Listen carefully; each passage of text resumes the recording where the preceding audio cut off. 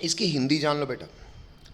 भाई कहानी ये बोली जा रही है सबसे पहली फिजिकल प्रॉपर्टीज़ में कि जैसे जैसे अल्काइल हैलाइड्स में कार्बन की चेन बढ़ेगी, कार्बन की चेन अल्काइल में बढ़े चाहे अराइल में बढ़े, मतलब बेंजीन में तुम अल्काइल ग्रुप जोड़ते जाओ, तो अल्टीमेटली कार्बन की चेन बढ़ने से हेलोजन ग्रुप नहीं बदलना चाहिए, ठीक है। जैसे मिथाइल है, इथाइल है, प्रोपाइल है, तो कार्बन की चेन बढ़ने से होता ये है बेटा कि कार्बन कार्बन तो sir instantaneous dipole dipole attraction से अट्रैक्टेड रहता है, भाई कोई पोलर क्वांटिटी तो है नहीं, पोलैरिटी तो केवल इसमें होगी, तो यहाँ पे थोड़ा थोड़ा डाइपोल डाइपोल अट्रैक्शन होगा, पर यहाँ पे लंडन फोर्सेज होंगे, यानी कि इंस्टेंटेनियस डाइपोल डाइपोल अट्रैक्शन, जो बहुत कमज़ोर होते हैं। लेकिन फिर भी मॉलिक्यूल का साइज बढ़ने से सरफेस एरिया बढ़ेगा, सरफेस एरिया बढ़ेगा तो इंटरमॉलिकुलर फोर्स मैं कहता हूँ कमज़ोर ही हो, थोड़ा थोड़ा अट्रैक्शन तो इंक्रीज होगा ही। तो वही फोटो आपको यही दिखा रही है कि कार्बन की चेन बढ़ने से एक मॉलिक्यूल और दूसरे मॉलिक्यूल के बीच में अट्रैक्टिव फोर्सेस बढ़ते जाते हैं, पहले कम थे फिर ज़्यादा हो गए, और अगर अट्रैक्टिव फोर्स बढ़ेंगे तो उनको दूर करना कठिन होता जाएगा, तो मेल्ट या बॉयल करना कठिन होता जाएगा। तकलीफ बोला ये जा रहा है बच्चों कि अगर आइसोमर्स की बात करोगे तो जैसे जैसे ब्रांचिंग होती जाएगी, बॉइलिंग पॉइंट ब्रांचिंग बढ़ेगी, मतलब डिनोमिनेटर बढ़ेगा तो बॉइलिंग पॉइंट घटेगा, जितना ज़्यादा ब्रांचिंग उतना कम बॉइलिंग पॉइंट। सर ऐसा क्यों, रटना पड़ेगा क्या, कॉमन सेंस देखो बेटा। ऑर्डर ऑफ बॉइलिंग पॉइंट एक एग्जांपल से मैं समझा भी रहा हूँ, जैसे कि ये दो एग्जांपल है ए और बी, ये है 2 ब्रोमो ब्यूटेन, 4-5 कार्बन है ना, हाँ 2 ब्रोमो पेंटेन, ये पी होगा बच्चों, और ये है 1 ब्रोमो पेंटेन, पहले कार्बन पे लगा है। अब एक्चुअली यहाँ बनाया इस बच्चे ने ऐसा इसलिए बेटा क्योंकि हालांकि इसका एक और आइसोमर बन सकता है, तो थोड़ा सा पहले आप ऊपर की चीज़ लिख लो बेटा, फिर समझाता हूँ, पहले इंग्लिश लिख लो क्योंकि मेरे को नीचे ट्रैक करना पड़ेगा। कि आइसोमर्स का अर्थ होता है सर जिनका मॉलिक्यूलर फार्मूला सेम हो, ढांचे अलग अलग हो। अगर आप गौर करो बच्चों तो ये 3 एग्जाम्पल्स बनाए मैंने, इनफैक्ट ये हो गया मेरा एग्जाम्पल ए, ये हो गया एग्जाम्पल बी, और ये हो गया एग्जाम्पल सी। अगर आप तीनों एग्जाम्पल्स में गौर करोगे बच्चों तो मॉलिक्यूलर फार्मूला 5 कार्बन होंगे, अल्केन होता तो 5 2 जा 10 और 2 12 हाइड्रोजन होते, फिलहाल 11 हाइड्रोजन है क्योंकि एक हाइड्रोजन का सब्सटीट्यूशन होकर ब्रोमीन लगा हुआ। अगर आप गौर करो बच्चों तो ये ए बी सी तीनों मॉलिक्यूल्स का मॉलिक्यूलर फार्मूला यही आएगा, ढांचे यानी कि IUPAC नाम अलग अलग है। इतना गौर कर पा रहे हो? Hello, yes. अब सबसे पहला काम ये कर लीजिए कि एग्जाम्पल में ये मॉलिक्यूलर फार्मूला लिख के ये 3 स्ट्रक्चर्स बनाइए, और स्ट्रक्चर्स बना के IUPAC नाम लिखिए और लिख के हाँ बोलिए, बात को समझ लो। सबने इतना फोटो लिख लिया है, अब मेरी बात सुनो। मैं आपको ये बोला हूँ बेटा कि जैसे जैसे ब्रांचिंग आइसोमर्स के केस में बढ़ेगी बॉइलिंग पॉइंट घटेगा, उसका रीज़न भी वही है जो पहले पॉइंट में था। मतलब सर देखो जैसे जैसे ब्रांचिंग होगी ना, देखो ब्रांचिंग होने से चीज़ कॉम्पैक्ट हो गई। सर अल्टीमेटली कार्बन का ही कंपाउंड है, पोलैरिटी तो बड़ी थोड़ी सी जगह पे होती है, ये C बॉन्ड X में, बाकी यहाँ पोलैरिटी तो होगी नहीं, तो यहाँ पे अट्रैक्शन फोर्स क्या होगा सर, वंडरवॉल फोर्स, मतलब इंस्टेंटेनियस डाइपोल डाइपोल, वो तो सर उतना ही ज़्यादा होगा जितना ज़्यादा सरफेस एरिया होगा। ये देखो ऐसे डॉटेड लाइन से मैंने ना अट्रैक्शन फोर्स बताया है, जिसको मैं बारिश कहता हूँ देसी भाषा में। तो बेटा ऑब्वियस सी बात है, बारिश कब ज़्यादा होगी, जब सरफेस एरिया ज़्यादा होगा। सरफेस एरिया कब ज़्यादा होगा, जब चीज़ ब्रांच्ड नहीं होगी। ब्रांच्ड होने से कॉम्पैक्टनेस आ जाती है, गठरापन आ जाता है, तो ये गठरा गया है। तो आप खुद समझ सकते हो कि यहाँ पे सरफेस एरिया ज़्यादा है इसलिए बॉइलिंग पॉइंट ज़्यादा होगा, यहाँ सरफेस एरिया कम है इसलिए बॉइलिंग पॉइंट कम होगा, क्योंकि अट्रैक्शन फोर्सेस की लाइंस घट जाएंगी। हेलो, समझ में आता है? हटा दूँ, आगे बढ़ें। अगर ये branching inversely proportional to boiling point होता है तो ऊपर वाले एग्जाम्पल के लिए आप क्या ऑर्डर समझ में आता है? सर 1 ब्रोमो में बिल्कुल ब्रांचिंग नहीं होगी, सबसे ज़्यादा सरफेस एरिया होगा। 2 ब्रोमो में सर फिर भी ब्रोमीन 2 पे आ गया तो कुछ ब्रांच क्रिएट कर देगा, मतलब कॉम्पैक्टनेस क्रिएट कर देगा, एक मॉलिक्यूल को दूसरे मॉलिक्यूल से अड़ाएगा। ये देखो ब्रोमीन जान के इसने यहाँ पे लगाया कि थोड़ा सा दूरी बढ़ गई ना एक मॉलिक्यूल दूसरे मॉलिक्यूल की। तो सबसे अच्छा हो गया 1 ब्रोमो, फिर A 2 ब्रोमो, और सबसे लास्ट में जिसमें बहुत ज़्यादा कॉम्पैक्टनेस थी C, जो भी IUPAC नाम हो उसका। समझ में आता है? बोलना पड़ेगा। यहाँ पे थोड़ा सा हिंदी समझ लीजिए जो कह रहा हूँ मैं बेटा। हिंदी में कहानी इतनी है केवल यहाँ पे कि एक बार बता चुका हूँ, फिर से बोल देता हूँ भाई। जो C बॉन्ड X होता है उसमें पोलैरिटी होती मान लिया, क्यों? क्योंकि हेलोजन नेगेटिव तो ये पॉजिटिव।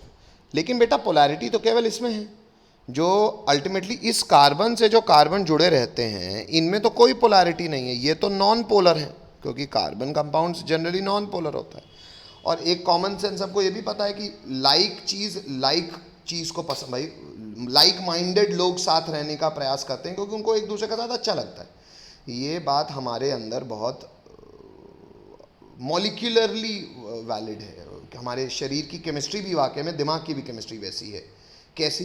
कि भाई अगर कोई चीज़ पोलैरिटी, भाई सॉल्वेंट जिसमें, जैसे पानी, पानी में प्लस माइनस होता है, तो प्लस माइनस किसको खुद में घुलने देगा? जो खुद प्लस माइनस हो, उसमें प्लस माइनस को ले जाएगा, माइनस प्लस को ले जाएगा। और वो चीज़ जो कि पोलर नहीं है, मतलब उसमें इंस्टेंटेनियस डाइपोल डाइपोल यानी कि लंडन फोर्सेस एक्ट करते हैं, वो वैसी ही चीज़ को खुद में घुलने देती है जिनमें अगेन वंडरवॉल फोर्स होते हैं। मतलब इंस्टेंटेनियस, मतलब नॉन पोलर चीज़ नॉन पोलर, मतलब organic compound generally non polar solvent में घुलते हैं। ऑर्गेनिक कंपाउंड व्हेन आई से, I just mean compounds of carbon.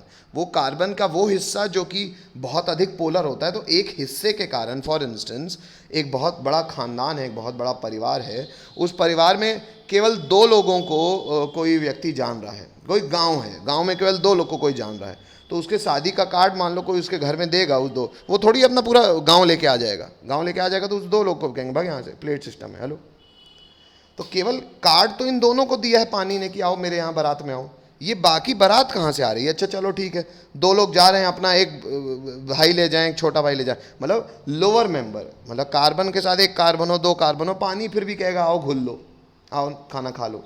अब तुम परिवार उठा के ले जाओगे तो तुम ही को भगा देगा। हेलो हेलो, नहीं समझ में आती बात? Yes sir.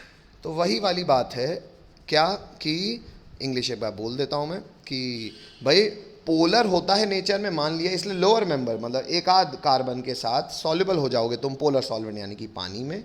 बट जैसे जैसे सॉल्युबिलिटी घटती जाएगी, जैसे जैसे कार्बन की चेन बढ़ती जाएगी, तो इन जनरल अगर आपसे पूछा जाए अल्काइलाइड मतलब कार्बन कंटेनिंग कंपाउंड्स, वो किस में सॉल्युबल होंगे? पानी में नहीं, ऑर्गेनिक सॉल्वेंट में, क्योंकि नॉन पोलर होते हैं। कोई तकलीफ नहीं होगी, इसलिए आगे बढ़ता हूँ मैं। पॉइंट क्रमांक 4 भी रहो, लिखते भी रहो। बॉइलिंग पॉइंट की अगर हम बात करेंगे डाइहेलो बेंजीन की, आइसोमर्स की, और समर्स मतलब डाई मतलब 2, हेलो मतलब हेलोजन, बेंजीन में लगे हो, 1-2 पोजीशन ऑर्थो कहलाती है, 1-3 मेटा कहलाती है, 1-4 पैरा कहलाती है। ये तीनों का भी मॉलिक्यूलर फॉर्मूला सेम है, स्ट्रक्चर अलग है, इसलिए स्ट्रक्चरल आइसोमर है, नाम है इनका ortho Meta para. Ortho Meta para isomers के केस में बच्चों अगर बॉइलिंग पॉइंट की बात की जाए, तो बॉयल तो ऐसे ही लिक्विड होता है, लिक्विड में ऐसे ही मॉलिक्यूल दूर दूर होते हैं, तो बॉइलिंग पॉइंट में जनरली फ़र्क नहीं पड़ता। क्यों? क्योंकि लगभग यहाँ ब्रांचिंग आंचिंग सब सेम ही है। तो एक्चुअली ये प्रैक्टिकल सच्चाई भी आपको याद भी होना चाहिए कि बॉइलिंग पॉइंट का लगभग कोई फ़र्क नहीं होता, इनका बॉइलिंग पॉइंट लगभग कंपेरेबल है। अच्छा, लेकिन फिर बता क्यों रहे हो सर? बता इसलिए रहा हूँ बेटा कि मेल्टिंग पॉइंट जो है, तो लिखेंगे मेल्टिंग पॉइंट ऑफ, बेटा ये पैरा लिखा है इस बच्चे ने, आप थोड़ा सा इंग्लिश ठीक कर लीजिएगा। The melting point of para isomer लिखा है इस बच्चे ने, वो थोड़ा सा घसीटा लिख दिया है। The melting point of para isomer are high as compared to their ortho and meta isomers. कहने का अर्थ ये है कि बॉइलिंग पॉइंट तो तीनों का सेम है, क्योंकि बॉयल आदमी लिक्विड स्टेट से आगे होता है और लिक्विड स्टेट में ऐसे मॉलिक्यूल दूर हो जाता है। लेकिन मेल्टिंग पॉइंट की बात करोगे तो हम मेल्ट करते हैं सॉलिड को, सॉलिड में मॉलिक्यूल सॉलिड स्टेट में बहुत पास होते हैं।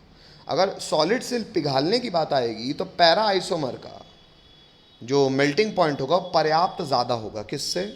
मेटा और ऑर्थो से। क्यों? आइए समझा दूँ, पहले इंग्लिश लिखो इतनी। मैं ये कह रहा था बेटा कि boiling point ortho Meta para का लगभग बराबर होगा। क्यों? क्योंकि बॉइलिंग पॉइंट को बेटा बेसिकली फ़र्क पड़ता है मॉलिक्यूलर मास से और उसके सरफेस एरिया से। सरफेस एरिया में लगभग कोई फ़र्क नहीं पड़ेगा। कब? जब चीज़ ऑलरेडी लिक्विड स्टेट में हो। चीज़ अगर लिक्विड स्टेट में हो तो मॉलिक्यूल्स ऐसे ही दूर दूर रहते हैं, भाई लिक्विड में तो दूर दूर ही रहते हैं, हाँ गैस में बहुत दूर हो जाते हैं।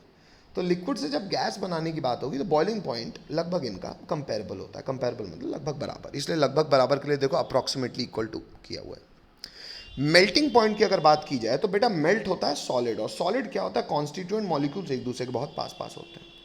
तो मेल्ट जब किया जाता है तो ऑर्थो और मेटा का मेल्टिंग पॉइंट लगभग कंपेरेबल है, लेकिन पैरा का ज़्यादा है।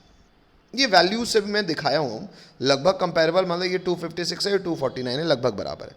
लेकिन पैरा का एक्सेप्शनली 300 कुछ 323 है। वैल्यू आपको ज़रूरत नहीं है, फिर भी लिखी है तो लिख सकते हो, एक्सपेरिमेंटल डेटा है। हाँ, कॉमन सेंस ज़रूर पूछा जाता है कि क्यों। कॉमन सेंस इसका ये है बेटा कि जब हम पैरा की पैकिंग करते हैं, पैकिंग क्यों करते हैं सर? अरे यार सॉलिड स्टेट में तो सर मॉलिक्यूल्स एकदम ही क्लोजली पैक्ड होते हैं ना। अच्छा, तो सर पैरा के केस में ना क्लोज पैकिंग फिर भी पॉसिबल है, क्योंकि एक मॉलिक्यूल दूसरे मॉलिक्यूल के बेहद पास जाने की जब कोशिश करेगा तो वो कोशिश रुकेगी नहीं, हिंड्रेंस कम मिलेगा। क्यों सर, बाकी में रुक जाएगा? हाँ बेटा। कैसे, देख लो बेटा फोटो में। मान लो बेटा मैं ऑर्थो की बात करता हूँ, तो ऑर्थो में ये ग्रुप मुंह निकाले खड़ा हो गया ऐसे, तो मुंह निकाले खड़ा है तो जो रिंग ही है वो इतनी दूर तो हो ही गई। हेलो हेलो हेलो, और इसके आ जाने से और दूर हो गए। तो एक्चुअली जब पैकिंग होती है ना तो ये ऐसा कोनी अड़ा के खड़े हो जाते हैं, ऐसा समझ लो। तो बोला जाता है कि पैरा की मेल्टिंग पॉइंट इसलिए अच्छी है क्योंकि इसकी पैकिंग एफिशिएंटली हो सकती है, केवल इतनी बात। तो आप चाहो तो अपने हाथों से इंग्लिश लिख लीजिए। जब आपने ये फ़ोटो बना लो, पहले हटा दूं?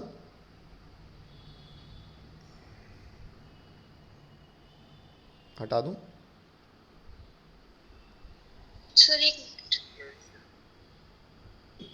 ये बात लिख सकते हैं कि पैरा के केस में पैकिंग एफिशिएंट होती है, बस।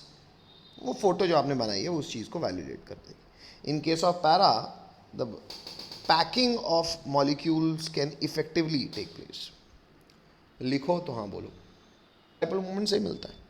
हेलो, तो डाइपोल मोमेंट ही जितनी ज़्यादा कोई चीज़ पोलर होगी उसका उतना ज़्यादा डाइपोल मोमेंट होगा, उतना ज़्यादा वो एक मॉलिक्यूल दूसरे मॉलिक्यूल को डाइपोल फोर्स से अट्रैक्ट करेगा और उतना ज़्यादा ही मेल्टिंग पॉइंट, बॉइलिंग पॉइंट। तो इसलिए डाइपोल मोमेंट को फिजिकल प्रॉपर्टी में फिर से लिखवा रहा हूँ, हालांकि बात अपन जान चुके हैं। एक बार देखेंगे पॉइंट क्रमांक 5 में लिखेंगे बच्चों, इतनी बात लिख दो दोबारा। Electric dipole is the property of charge. सच्चाई है, पोलैरिटी जो आती है वो चार्ज के कारण आती है। चार्ज क्यों आता है? क्योंकि इलेक्ट्रोनेगेटिव खींचता है तो थोड़ा सा माइनस हो जाता है, इलेक्ट्रो पॉजिटिव का खींचता है तो थोड़ा सा प्लस हो जाता है। तो प्लस माइनस अट्रैक्शन तो चार्ज की प्रॉपर्टी है। तो इसको प्राइमरीली हम चार्ज के रिस्पेक्ट में अगर आपको कोई चीज़ देखनी है तो इलेक्ट्रोनेगेटिविटी डिफरेंस ही प्राइमरीली हम चेक करेंगे। आइए, हो गया इतना, हटा दूं, आगे बढ़ूं? Yes sir. नेक्स्ट बच्चों, इसी 5वें पॉइंट में लिखिएगा, हैं तो गायब है, कुछ नहीं बताया। अच्छा, बच्चे ने पूरा नहीं किया होगा, कोई बात नहीं। मैं आपको याद दिला देता हूँ बच्चों।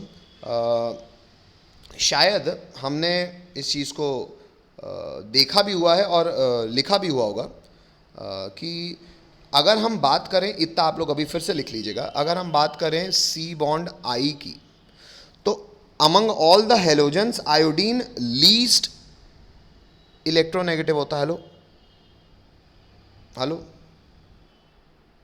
Yes sir. तो क्योंकि बेटा ये लीस्ट इलेक्ट्रोनेगेटिव हेलोजन है तो ये मिनिमम डेल्टा नेगेटिविटी क्रिएट करेगा और इसमें मिनिमम डेल्टा पॉजिटिविटी क्रिएट होगी। मानते हो? तो ये लीस्ट पोलर होगा और लीस्ट पोलैरिटी होने के कारण इसका डाइपोल मोमेंट भी सबसे मिनिमम होगा। उसके बाद सर आ जाएगा हमारा सी बॉन्ड बी आर, क्योंकि ब्रोमीन की पोलैरिटी थोड़ी सी ज़्यादा आयोडीन से, थोड़ा सा ज़्यादा माइनस, थोड़ा सा ज़्यादा प्लस, तो डाइपोल थोड़ा सा ज़्यादा। अब बात आती है, मैं लिखवा भी चुका हूँ आपको इंग्लिश में, कि सी बॉन्ड सी एल और सी बॉन्ड एफ के केस में माना सी बॉन्ड सी एल कम इलेक्ट्रोनेगेटिव है, सी बॉन्ड एफ में फ्लोरीन ज़्यादा इलेक्ट्रोनेगेटिव। क्लोरीन फ्लोरीन से हारता ज़रूर है इलेक्ट्रोनेगेटिविटी में, लेकिन एकदम फिसड्डी नहीं है। फ्लोरीन अगर फर्स्ट आया तो क्लोरीन सेकंड आया या थर्ड आया, ऐसा है, ये नहीं कि लास्ट आया। लेकिन डाइपोल मोमेंट जो म्यू होता है माना, वो बेसिकली चार्ज पे डिपेंड करता है बेटा, लेकिन डिस्टेंस भी एक फैक्टर होता है उसका। डिस्टेंस मतलब दो लोगों के बीच की बॉन्ड लेंथ। क्लोरीन भले इलेक्ट्रोनेगेटिविटी में थोड़ा सा हार जाता है पर वो बॉन्ड लेंथ में इतना ज़्यादा पर्याप्त जीत जाता है, तो बॉन्ड लेंथ के चक्कर में होता ये है कि सी बॉन्ड एफ का डाइपोल मोमेंट कम हो जाता है और सबसे ज़्यादा हो जाता है सी बॉन्ड सी एल का। ये मैं आपको लिखवा भी चुका हूँ, एक बार फिर से ये बात बना लीजिए, लिखिए। तो अल्काइल हाइड के जो 3 set of reaction substitution reaction में लिखेंगे बच्चों पॉइंट नंबर 1, और पहला पॉइंट है बेटा बेसिक मैकेनिज्म। अब सब लोग पेन वेन रख दो और मेरी ये कॉमन सेंस की बात को सुन लो, बहुत ज़रूरी है बेटा यहाँ से सब कुछ। बेसिक मैकेनिज्म ये है बेटा, सब्सटीट्यूशन बाय अ न्यूक्लियोफाइल या न्यूक्लियोफिलिक सब्सटीट्यूशन। अब न्यूक्लियोफिलिक सबको पता है, न्यूक्लियोफाइल कौन होता है सर? न्यूक्लियोफाइल होता है बच्चों जो इलेक्ट्रॉन रिच होता है। इलेक्ट्रॉन रिच चीज़ क्या है? प्यार किससे करेगी? प्लस से। प्लस को टेक्निकली हम कहते हैं न्यूक्लियो, और प्यार करने वाले नेचर कहते हैं फिलिक नेचर। तो यह है न्यूक्लियोफाइल। ये न्यूक्लियोफाइल यानी कि इलेक्ट्रॉन रिच स्पीशी को जन्म देगा, ये अटैकिंग स्पीशी है न्यूक्लियोफाइल, इसको जन्म देगा एक रिएजेंट। अलग अलग रिएजेंट हैं, अलग अलग इलेक्ट्रॉन रिच लोगों को जन्म देते हैं। रिएजेंट अटैकिंग स्पीशी को जन्म देता है। जो अटैकिंग स्पीशी अगर न्यूक्लियोफाइल है तो जाके ढूंढेगी अल्काइल हैलाइड में पॉजिटिव को, प्लस को। अब पोलैरिटी के कारण बेटा हेलोजन माइनस होगा और कार्बन में प्लस क्रिएट करेगा। और बेटा अटैकिंग स्पीशी जिस रिएक्टेंट को अटैक करता है उस रिएक्टेंट को हम टेक्निकल भाषा में कहते हैं सबस्ट्रेट। तो ये अटैकिंग स्पीशी जो कि एक न्यूक्लियोफाइल है, सबस्ट्रेट को अटैक करेगा, आर को अपने इलेक्ट्रॉन ऑफर करेगा, और आर का ये bonded electron halogen x minus बना के लीव कर जाएगा, लीविंग ग्रुप।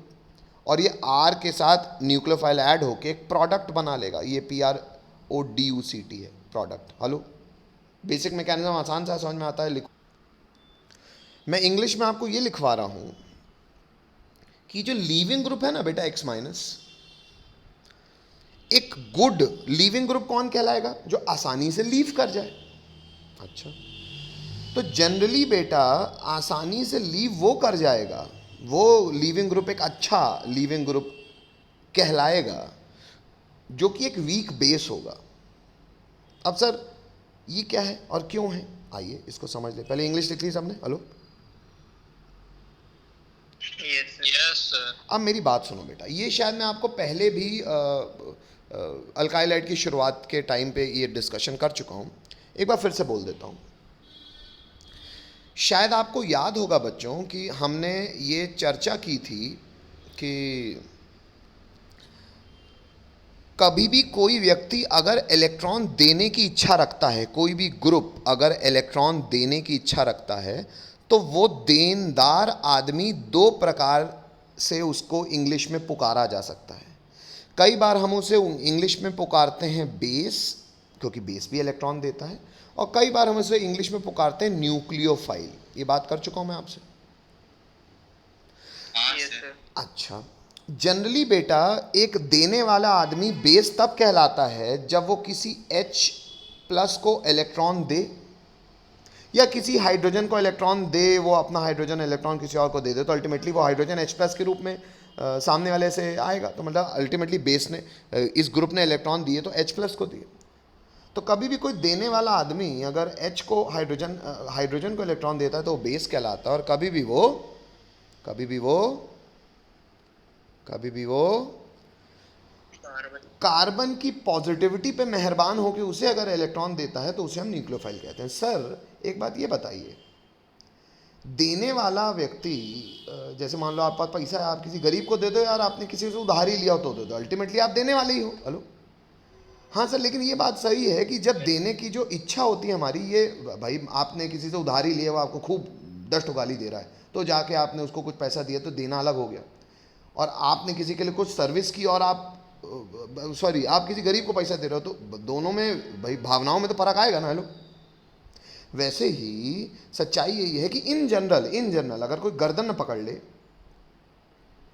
इन जनरल बेटा एक अच्छा बेस एक अच्छा न्यूक्लियोफाइल भी होता है।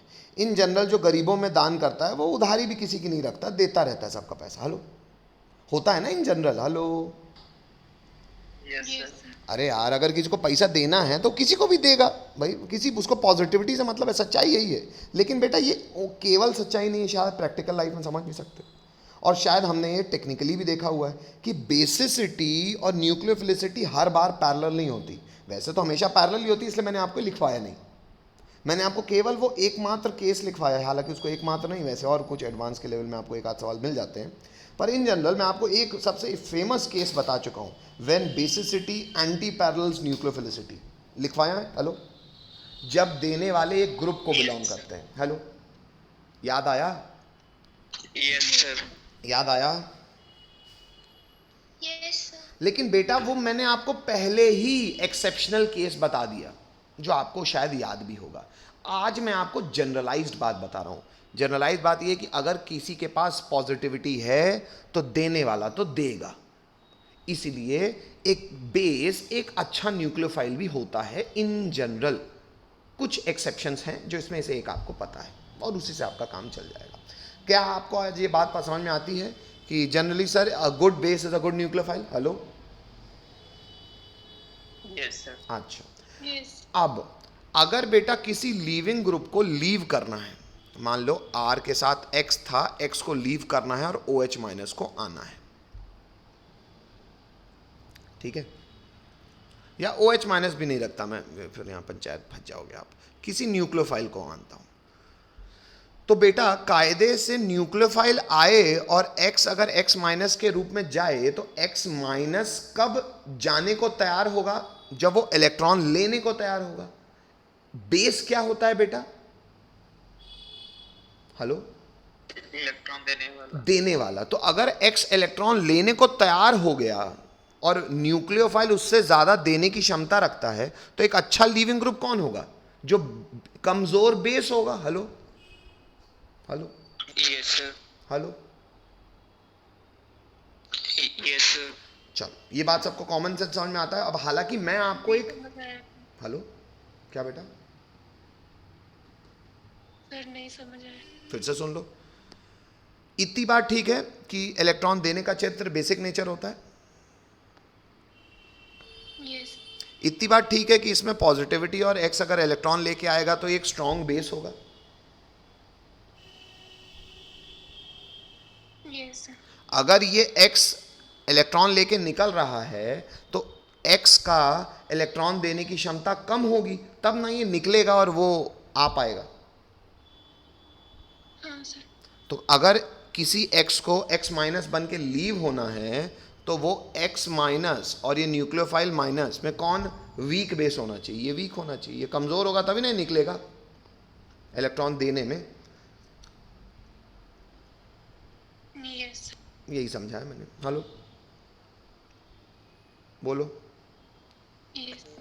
तो इन जनरल बेटा, हालांकि ये सच्चाई बता दूं, ये वाली बात आपको जेई के सवालों में ही काम आएगी, पर हो गया जो थ्योरी के साथ आता है वो अपन करते हैं, वो बोला भी हूँ मैं, कर भी रहा हूँ। तो हमने इंग्लिश लिख ली है कि in general a weak base is a good leaving group in general, है ना। चलो, तो यहाँ से बेटा अब हम लोग को एक टेबल बनानी है, लेकिन वो टेबल का कंस्ट्रक्शन हम कल से शुरू करेंगे।